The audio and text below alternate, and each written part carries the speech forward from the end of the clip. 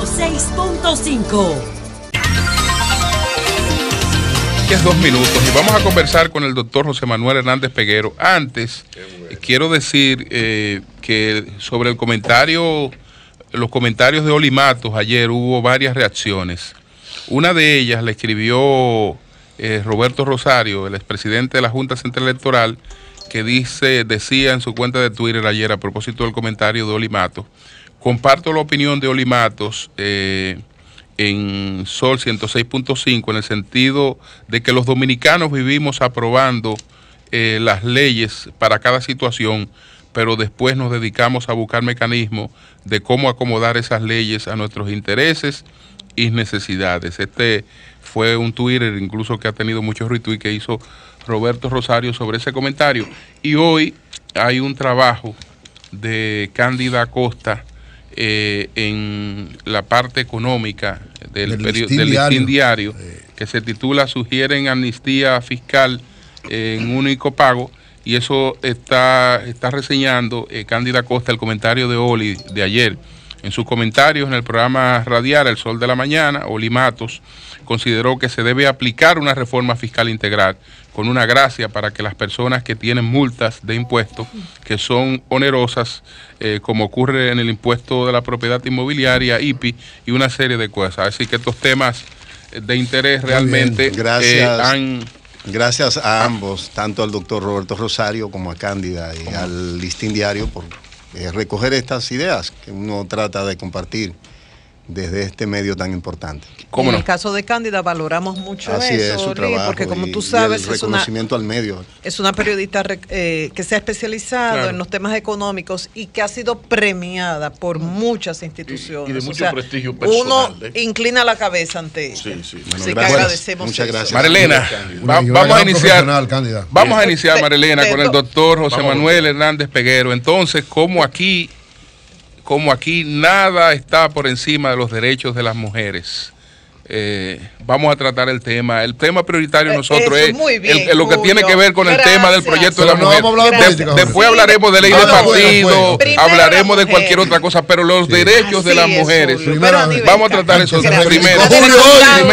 Que hoy hay que aprovechar la oportunidad porque estamos frente al doctor que, siendo fiscal en el periodo 2004-2008, permitió que se diera un salto cuántico en cuanto a la atención a las mujeres. Y hablo concretamente, la creación de las fiscalías barriales, que ayudó a todo nivel, la creación de las unidades de atención a los temas de violencia, la creación del Centro de Atención a Sobrevivientes de Violencia en Naostos, la creación del Centro Conductual para los Hombres. Solo le faltó, porque a partir de ahí fue a otra posición, atender a los hijos de la violencia, pero ya él hablaba de eso. Fue un salto cuántico y él recogió el trabajo de feministas, de ONGs, instituciones gubernamentales de décadas y se encargó de aplicarlo. Ahí están los hechos, yo no estoy mintiendo ni opinando, estoy describiendo. Entonces, ¿qué voz más autorizada para hablar sobre el proyecto de ley del senador Félix Bautista, llamada Creación de Sistema Integral para Atención, Sanción, Prevención y Erradicación de la Violencia? Un proyecto que ha traído conflictos porque se ha percibido un enfrentamiento, fue criticado por el Ministerio de la Mujer. Y la Procuraduría y el Ministerio de la Mujer han estado enfrentados en torno a este proyecto. ¿Su opinión? Muchas gracias por permitirnos compartir con ustedes estos comentarios respecto a un tema tan importante. Pero antes de decirte que las gracias deben estar compartidas, ¿verdad? Porque todo eso fue posible gracias a ustedes. Es decir, cuando yo llegué allí yo no sabía mucho del tema.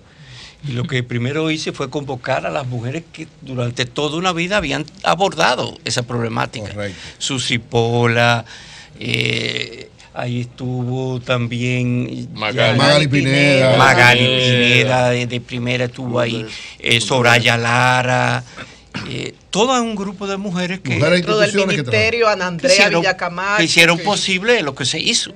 Porque yo lo que hacía era coordinar. Ahora, ¿qué es lo que está pasando? Bueno, durante un tiempo hemos estado analizando un proyecto de ley del senador Félix Bautista, que cursa en el Senado de la República, que es una respuesta a la Constitución del 2010, que establece la necesidad de una ley especial. De golpe y porrazo, como dicen, vemos que el proyecto es cambiado dramáticamente. Sí, un proyecto que se aparta no tan solo por el procurador querer asumir, en virtud de una disposición de la Constitución, la principalía de todas las acciones, la coordinación y dirección de todo lo que se estaba haciendo, sino también es importante destacar que la conceptualización que se hace del enfoque de la problemática es también distinto a lo que se había venido trabajando. Es decir, el procurador parte de una interpretación del artículo 169 que establece que la Procuraduría es la encargada de la formulación e implementación de la política criminal. Pero resulta que la misma Constitución, antes, en el artículo 42, manda al legislador también a establecer en una ley especial la adopción de medidas necesarias para prevenir, sancionar y erradicar la violencia. Es decir, que no se trata de una generalidad en lo que respecta al abordaje de la problemática de la criminalidad, sino a un segmento especializado en el cual el constituyente ha querido que el legislador dicte una ley con ribetes que se salgan de darle una connotación similar a la que es, por ejemplo, el robo, el desfalco o el terrorismo o la droga. Es ahí donde el procurador tiene que entender que este proyecto de ley original es el resultado, ante todo, de un abordaje, ante todo, exclusivo a un segmento de la población que ha resultado sumamente afectado por una violencia muy particular. Focalizada, digamos. Focalizada. Hay consenso entre los actores, sobre todo las mujeres que han estado al frente de la defensa de los derechos de la no violencia, en el primer proyecto. Lógico, es tan así que ese proyecto fue aprobado en el Senado de la República. Y en cierto sentido la comunidad siempre ha estado atento a este tema, estuvo de acuerdo, perimió en la Cámara de Diputados, pero lo que no se esperaba era este cambio dramático, que no tan solo es en cuanto a la dirección, que el procurador la asume aquí como principal, sino también en la conceptualización del enfoque que se da a la problemática.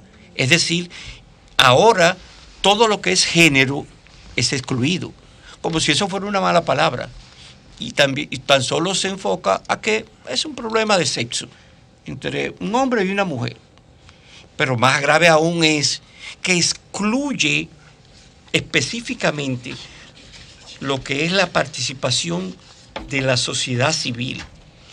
Y eso es grave, porque no concebir este problema de la violencia contra la mujer con la participación de las organizaciones, de las dirigentes, de las mujeres que han hecho posible que todos los hombres podamos entender esta realidad, yo creo que es grave. ¿Por qué rechazar, por qué cuestionar que, partiendo al menos de este proyecto de ley, la Procuraduría pase a tener tanto protagonismo en el tema de la violencia intrafamiliar y que inclusive asuma no solo el rol eventualmente represivo después que se comete el delito, sino también un rol preventivo en el tema? Yo creo que, y desde el principio he notado en la nueva gestión de la Procuraduría, un enfoque no errado, sino que no responde al momento, en el sentido de priorizar la prevención,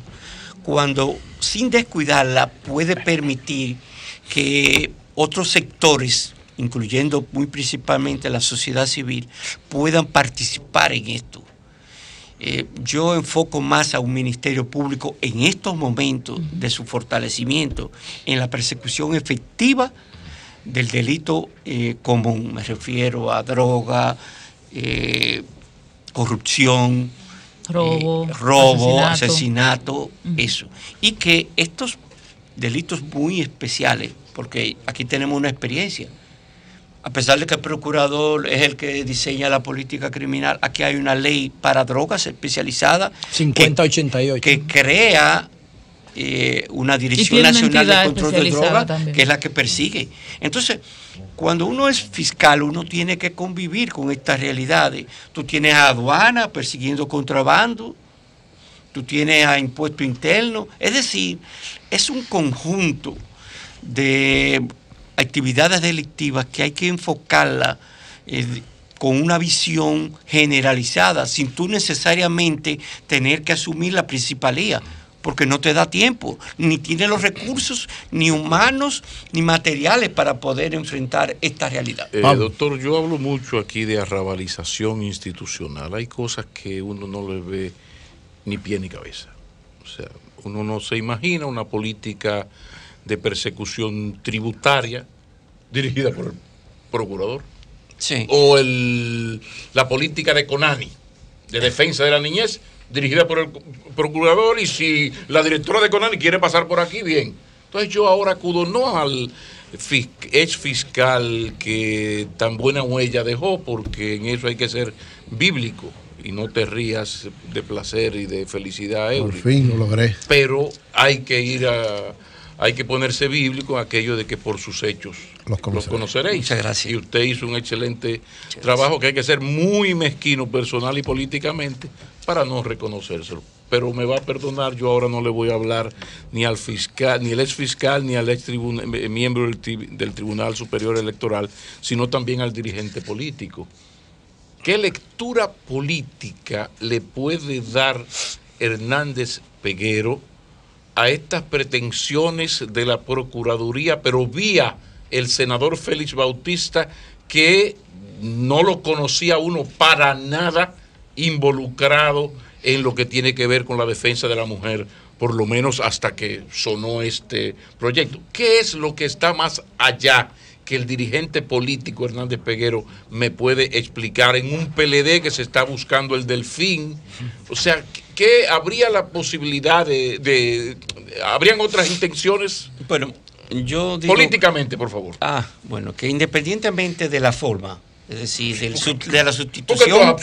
la sustitución que se hace en la coordinación y la dirección de lo que debe ser el Ministerio de la Mujer, que tiene una ley y que le asigna esas funciones y que tiene acuerdos internacionales y tiene compromisos que el Estado ha asumido, ¿verdad?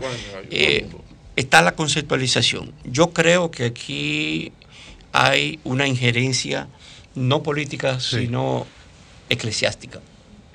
Yo creo que al momento de tú desnaturalizar el enfoque que tenías antes al de ahora, es evidente de que ha habido una influencia de un pensamiento distinto, digamos, no necesariamente mal, pero yo creo que cuando tú enfocas este asunto solamente tan simple como que la violencia que ejerce el hombre hacia la mujer es porque aquella es mujer y yo soy hombre, no.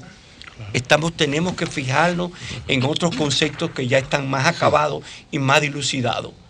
Pero yo veo ante todo confirmando esa teoría, antes de la Luz quiere que amplíe eso, pero sobre esa teoría de ver la influencia eclesiástica, de ver la influencia de la iglesia, está el hecho de que eliminaron lo de las 3 causales que estaba en el proyecto original que estaban debatiendo ese grupo de ONGs. Por ahí es que va. Bueno, está así. Yo tenía algunas observaciones iniciales a aquel proyecto inicial, en el sentido de que por ser un proyecto integral, debió ser más extenso la competencia de las sanciones, no tener que remitir al Código Penal, sino poder tener todas las disposiciones acá.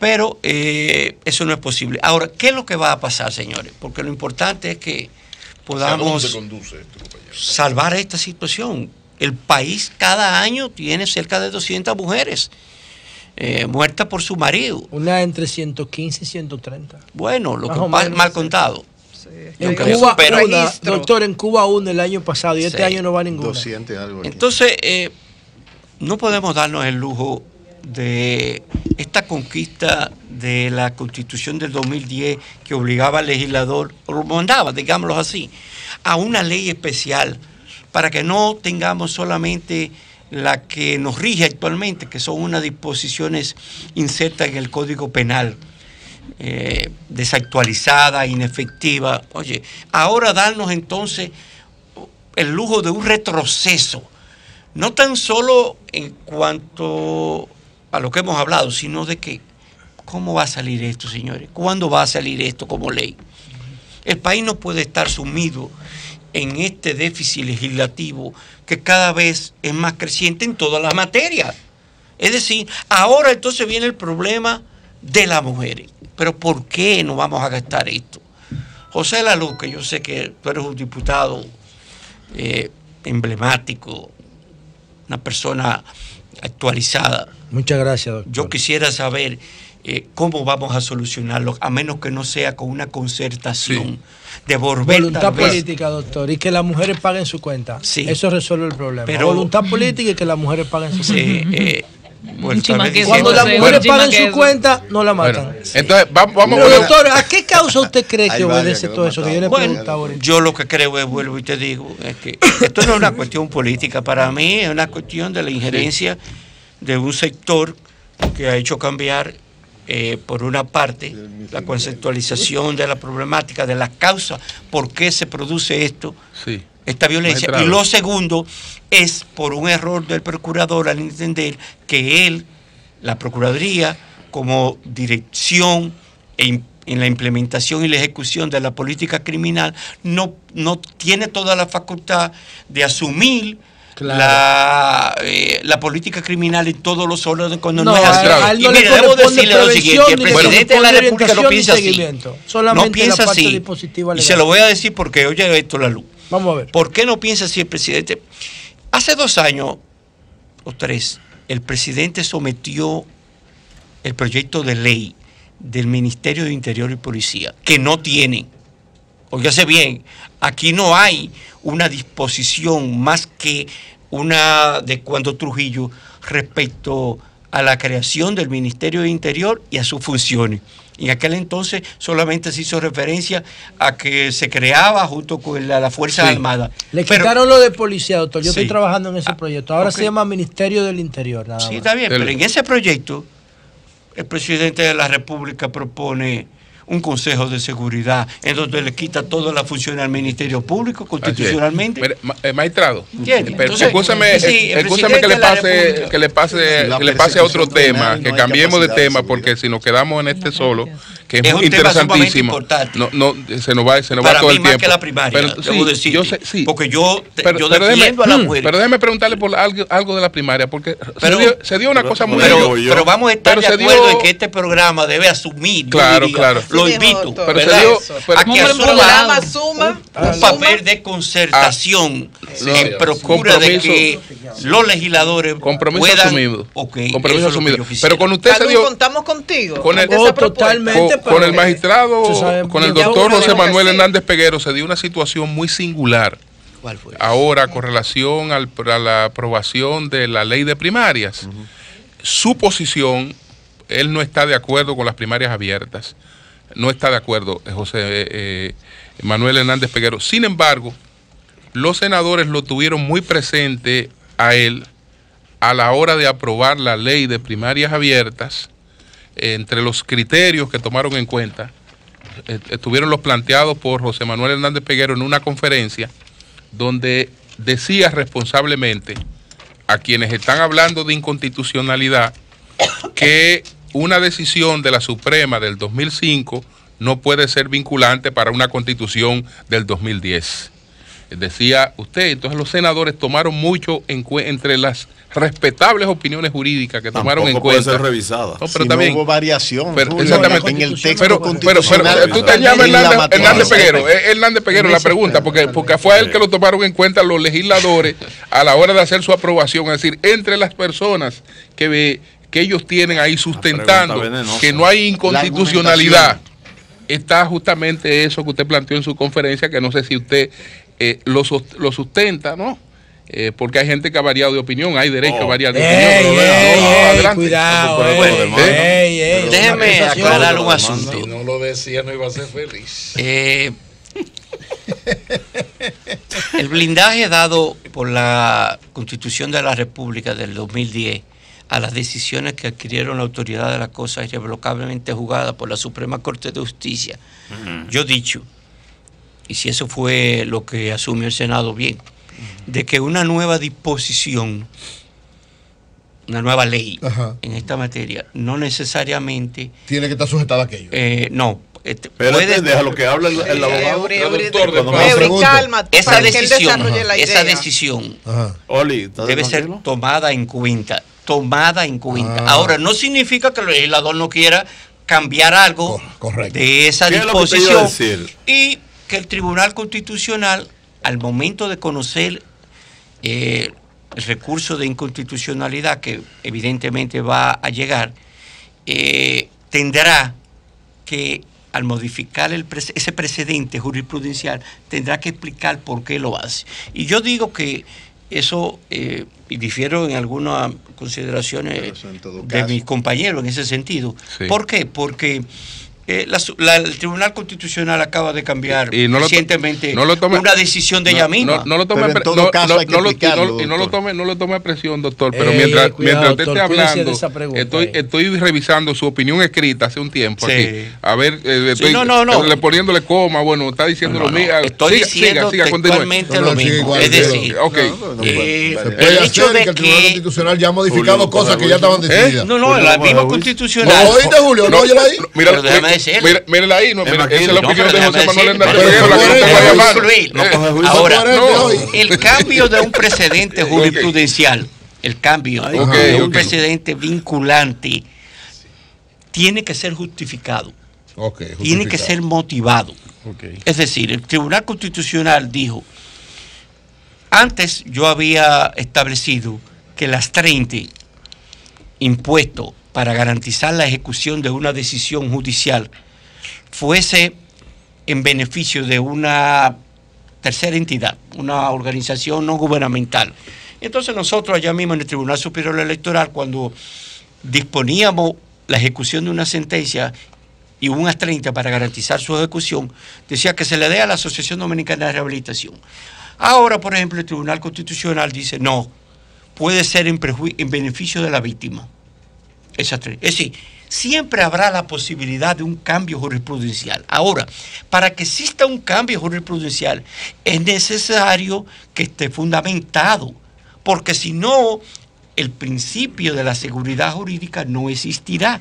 Si tú le permites que un tribunal cambie sin justificar por qué está cambiando, es evidente que entonces no hay necesidad de constitucionalizar ese derecho al cual tenemos todos los dominicanos de la seguridad jurídica.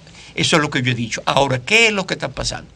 Yo he dicho, sí, ciertamente, el senador, el diputado puede decir, aquí yo tengo una ley que se parece a aquella otra ley, que me difiere en algunos casos, pero el Tribunal Constitucional tendrá que conocerlo, el recurso. Ahora, ¿qué es lo que yo he dicho?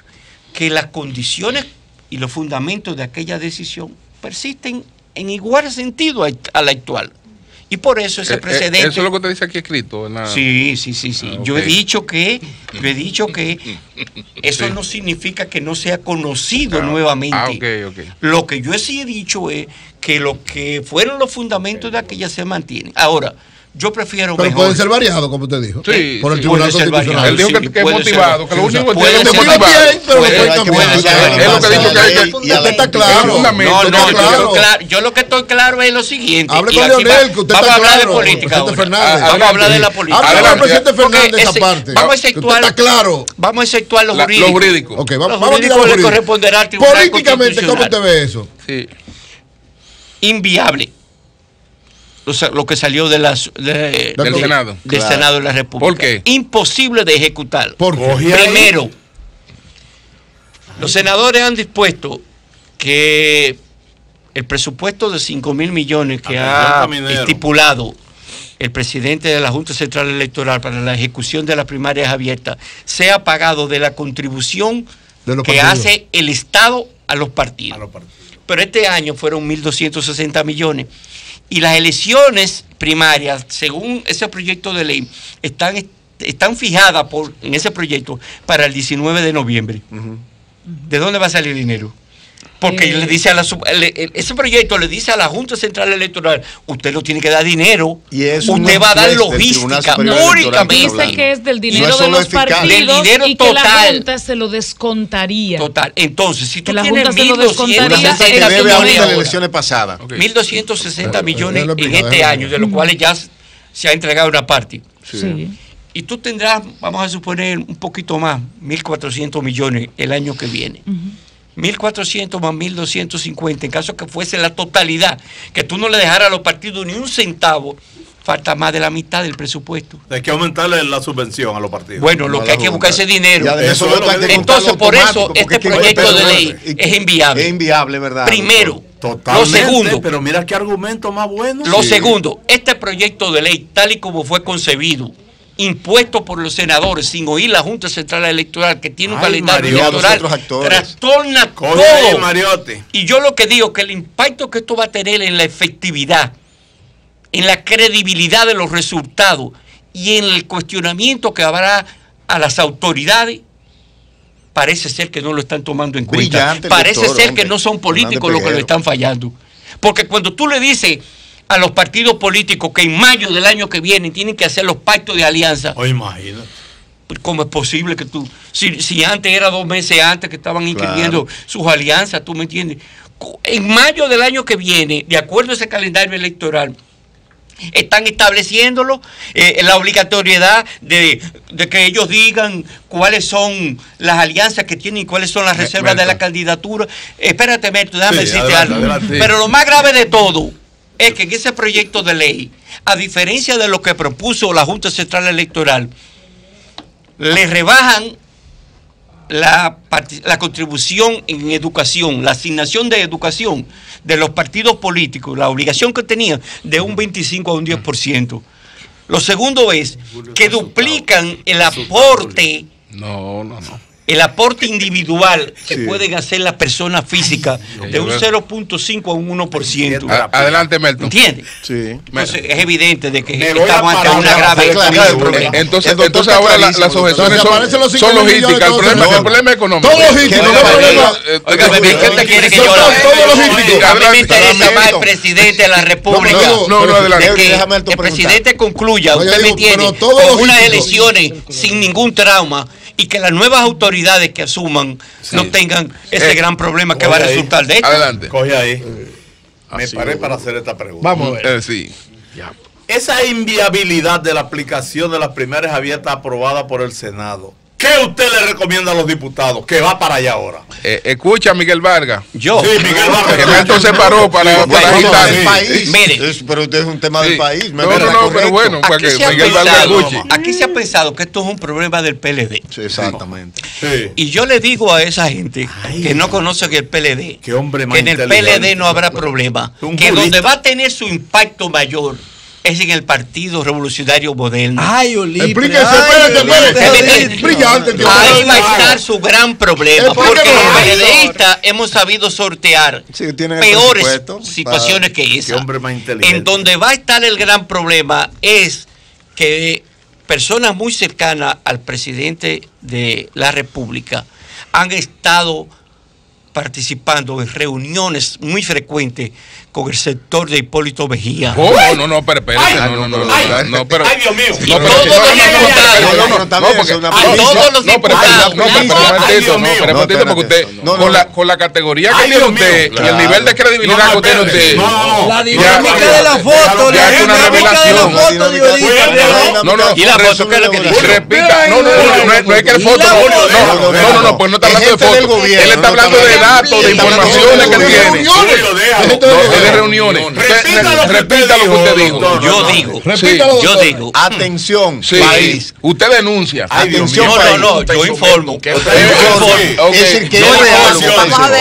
Que Hipólito Mejía, Gente de Hipólito Mejía, bajo la dirección de Hipólito Mejía, que no goza de la aceptación a lo interno de su partido, en lo más mínimo, como ha quedado en los resultados electorales internos de ese partido, a lo cual estuvo boicoteando desde un principio, quiere buscar ante todo ahora la solución a su problema apoyando la iniciativa de las primarias abiertas en desobediencia a lo que fue. Pero usted se fue por otro camino, porque usted está hablando que hacer reuniones. Usted está hablando de que se estaban produciendo reuniones. No, totalmente. No, lo deja ver. Primero te estoy tratando eso.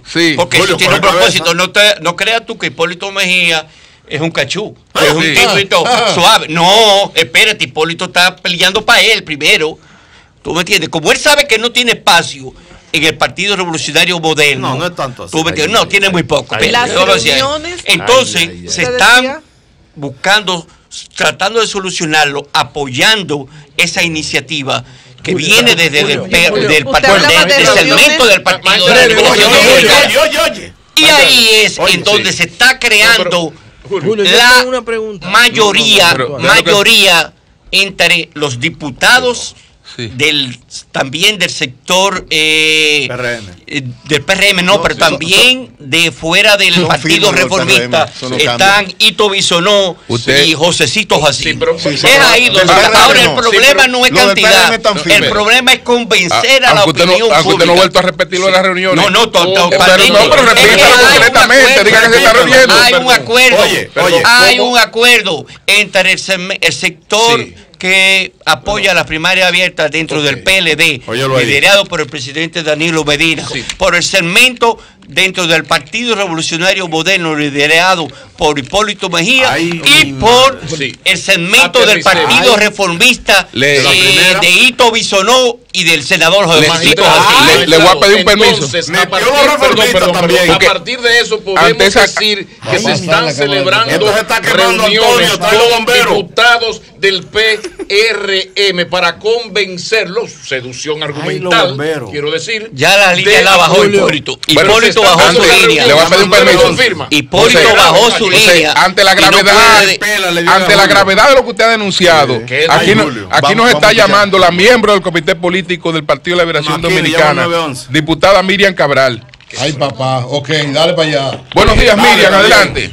Sí, buenos días a todo el elenco del Sol de la Mañana. Nos está quemando aquí. Y a mi gran amigo José Manuel Hernández, que tenemos muchos años de amistades. Sí. De verdad, Julio, yo desde ayer estoy en reposo en mi casa con un problema y que me están tratando. Pero al escuchar algunas cosas, pensé, no puedo quedarme callada.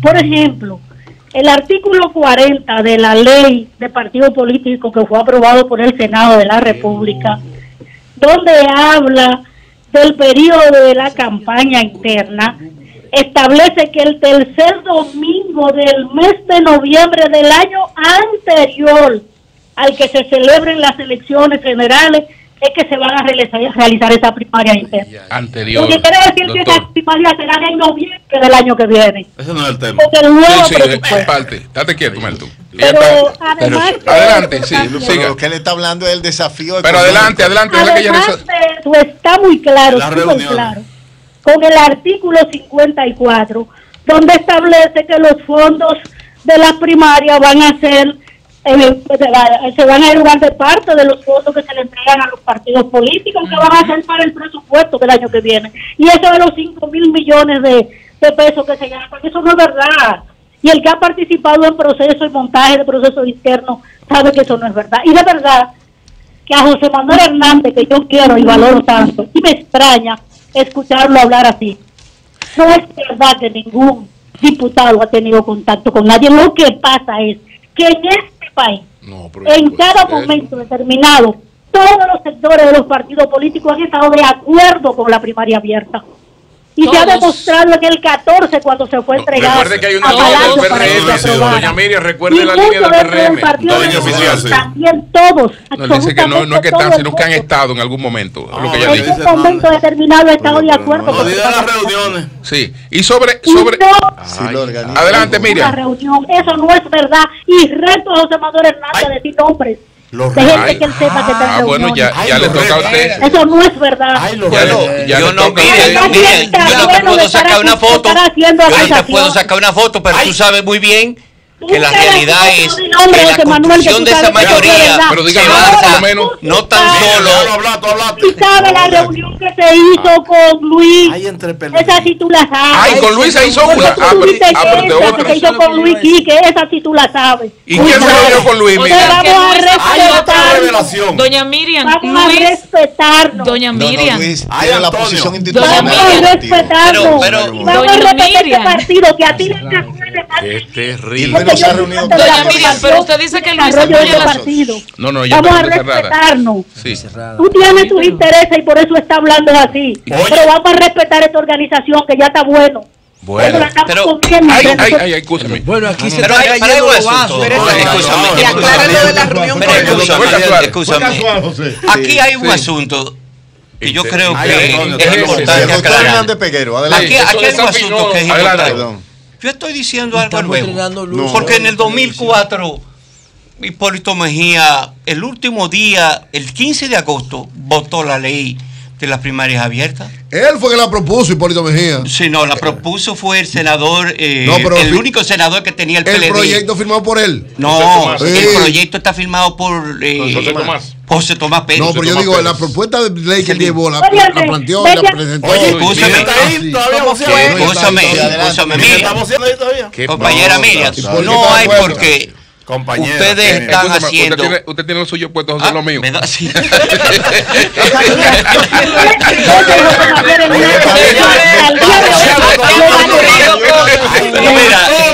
Yo no creo que eso. Mira, no es orden. Es una vez. No está oyendo a nadie. Miriam, vamos a escuchar a Miriam. Te va a ser gracioso. Mire, el problema que está haciendo el gracioso, usted dice ella. No, eso yo creo que la conceptualización que yo hago tuya. No son personales. No, hombre.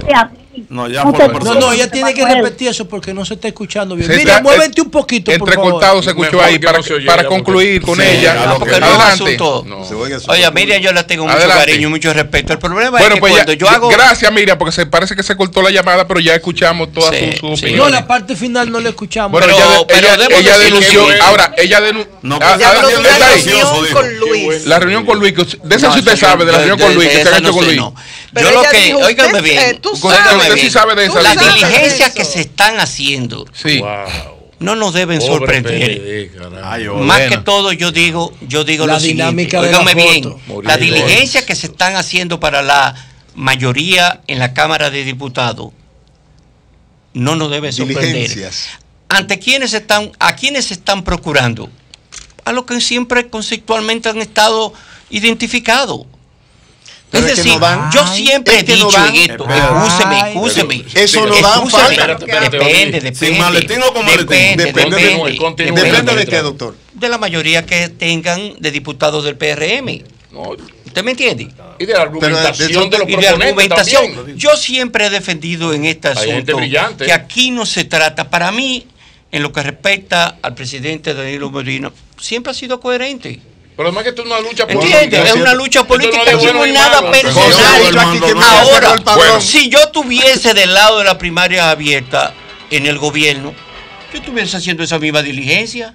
Lo que ellos no pueden negar es la diligencia que se están haciendo en ese sentido. Pero con maletín. Pero José dice que Miriam pidió que se nada en el padrón. No sé. Ahora, lo que yo sí sé, debo decirte, que al final de cuentas no se trata de mayoría, sino de convencimiento y de posibilidad.